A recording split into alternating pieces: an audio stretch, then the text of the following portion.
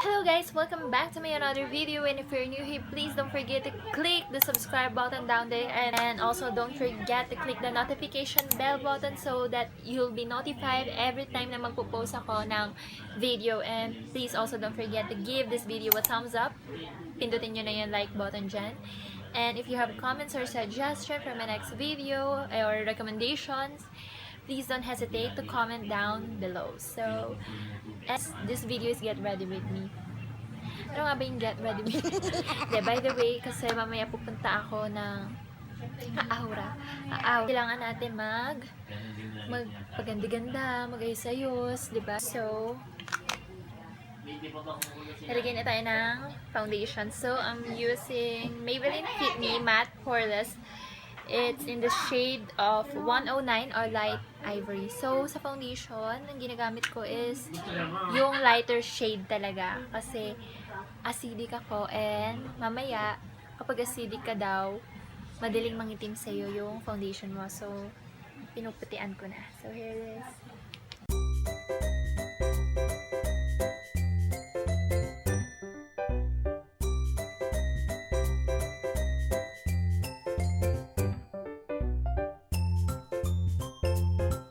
Tatakpan natin yung mga blemishes natin para hindi yan kita.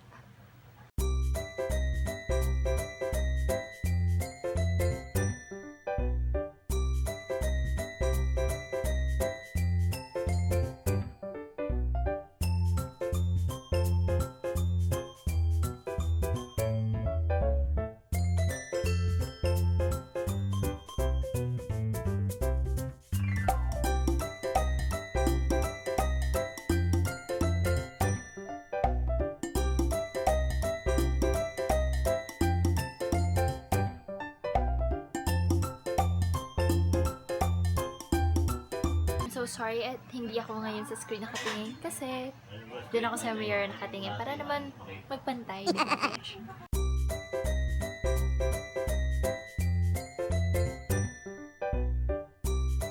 Bilan natin maigi para pantay, di ba?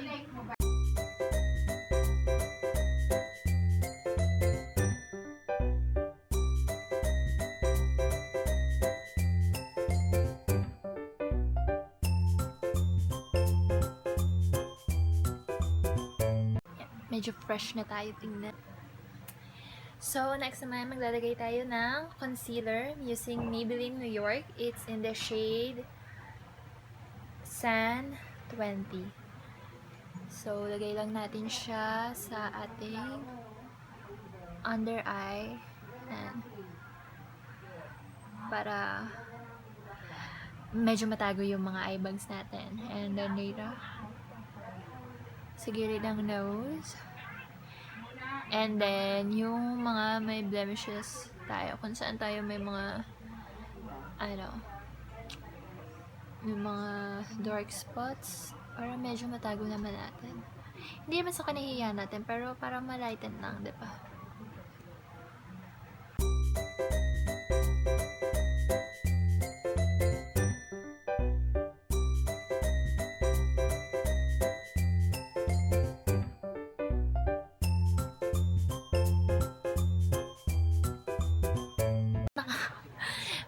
Kanina mapapasukan na ako ng langaw. Kanina pa ako nakanganga.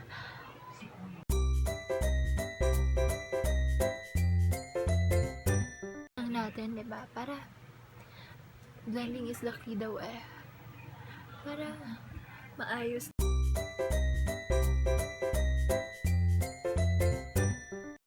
Naiinis ako. Hindi ko na-feel. Hindi ko na-feel. Kaya nagigito yung face ko.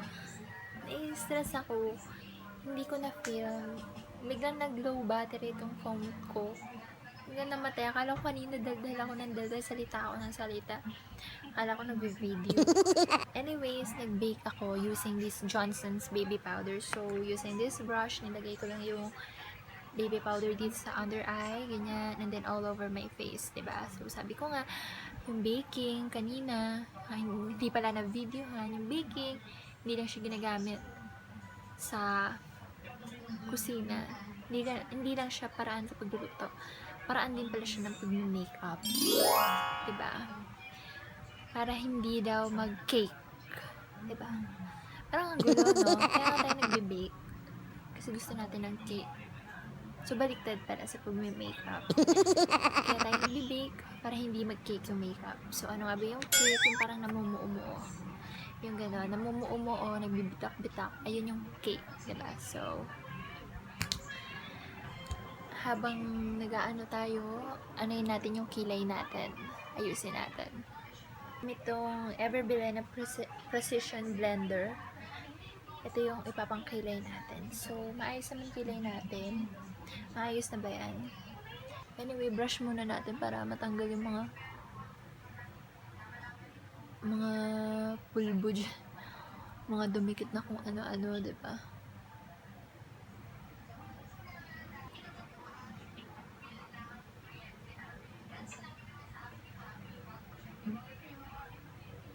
Anyway, may maliit pala akong ganyan at ito yung gagamitin ko. Same lang to dahil hindi ko siya natasahan. Nalimutan ko. So, ito nakatasa. So, alam nyo, kinakabahan ako magkilay kasi hindi naman ako magaling magkilay. Mamaya kumapal, mamaya hindi pantay, diba? So, dahan-dahan lang ako magkikilay. Dahil hindi ako sanay na nagkikita.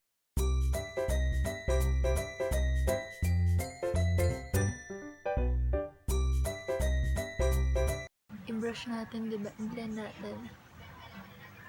Para maayos, diba? Kapagod magsalita kapag may ginagawa ka. Ngayon ko lang na-realize. Kaya ang tahimik ko nagpo-focus ako para maayos ang kalabasan. Sa kabila naman,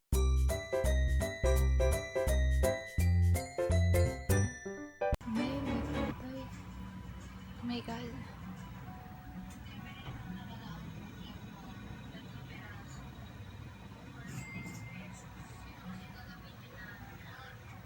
Ibabrush natin para pantay. Para mamula yung mga harsh lines. Yes!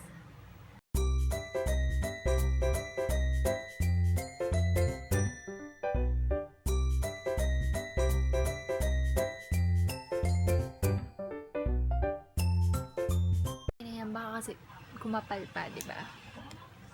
Ngayon naman, maglalagay na tayo ng eyeshadow using this Careline Full Face Palette, Play to Slay.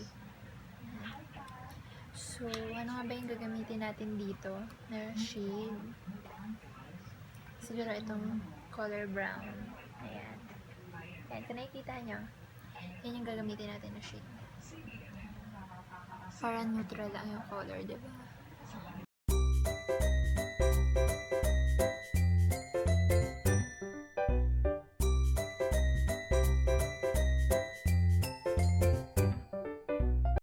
Sabi ko sa mga nanonood huwag niyo kalimutan mag-click ng subscribe button and give this video a thumbs up.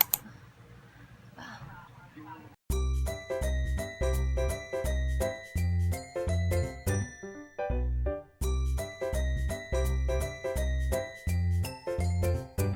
Ano pa ba?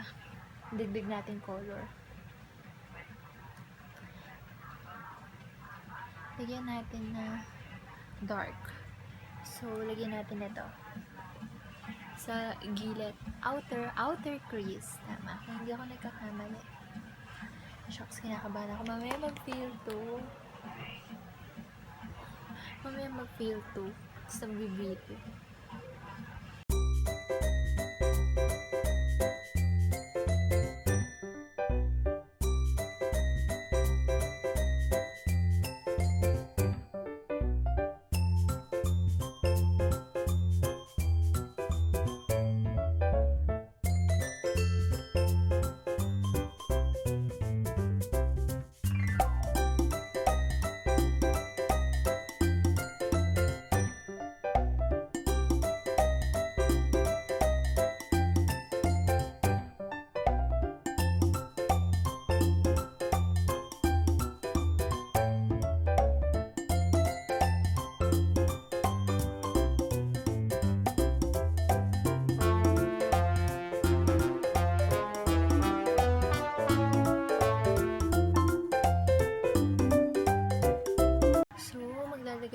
ng foundation dito para linisin siya.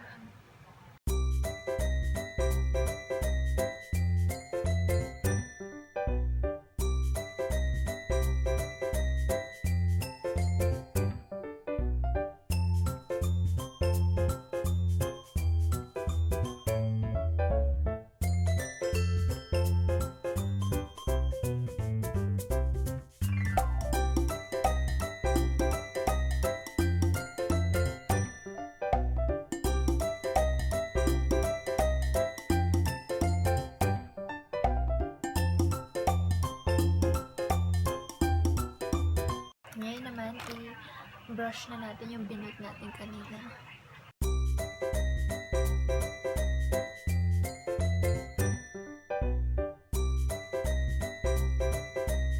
So, ngayon naman, maglalagay na tayo ng ating highlighter. So, gamit tayo ng Maybelline. Yes, another Maybelline product. It's the Maybelline Master Strobing Stick by Face Studio. So, kuha lang kayo ng brush and then i-go mo lang dito.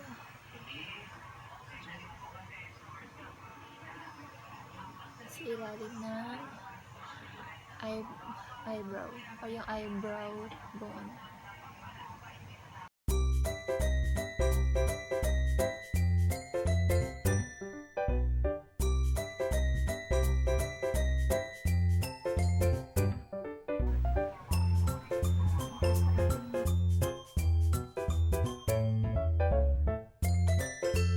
For our face,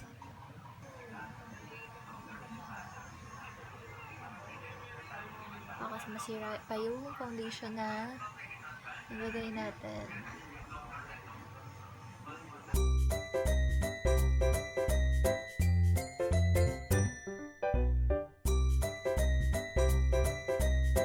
Dalawa pala yung highlighter na gagamitin ko. Isang cream, yung kanina, yung Maybelline na to, yung strobing stick, tsaka yung kasama kanina sa eyeshadow palette natin na Caroline. Ito, yung ayan yung gagamitin natin, yung highlighter.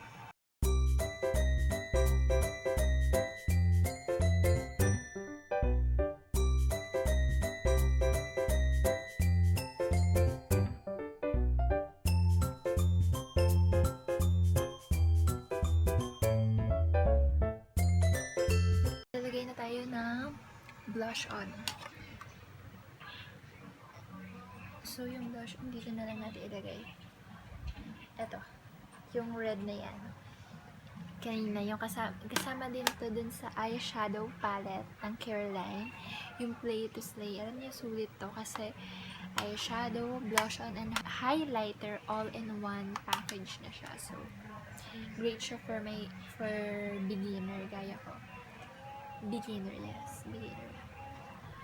Then, ito, dump lang natin. Careful kasi masyado siyang ano yan, masyadong matapang ang kulay niyan. Ito, gagamitin ko rin to for dito sa loob ng cheeks, yung light lang.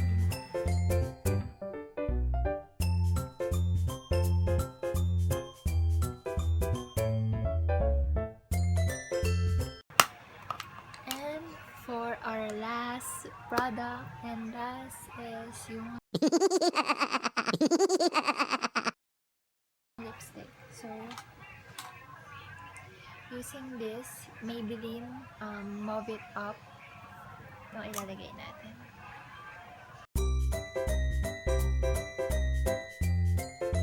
So, masyadong pink kanina yung Maybelline Mauve It Up. Ngayon naman maglalagay ako ng Everbilena, yung Dusky Rose, para hindi siya ganun ka-pink. Parang medyo nabawasan yung pagka-pink niya.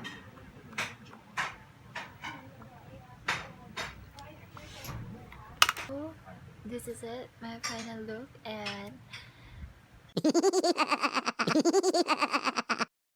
hindi ko na videohan, hindi ko na film na nag-curl pala ako ng eyelash, and then gumamit ako ng Maybelline, yung Hyper Curl Volume Express, and yun yung product na yun yung ginamit ko. And then brush natin, and this is it, our final look.